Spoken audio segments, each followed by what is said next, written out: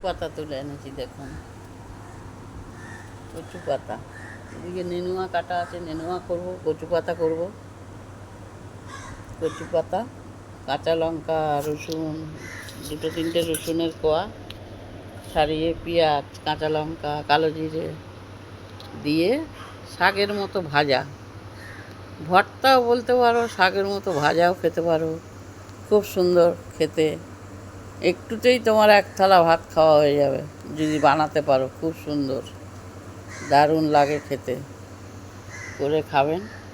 আমার আজকে রবিবারের দিনে আমার এই বাগানে সব গাছ, ওই 5টা কচু গাছ আছে, তুলে এনেছি। খুব সুন্দর খেতে লাগে, খাবেন, করে দেখবেন। ভালো লাগলে লাইক, শেয়ার, কমেন্ট করবেন, পাশে থাকবেন।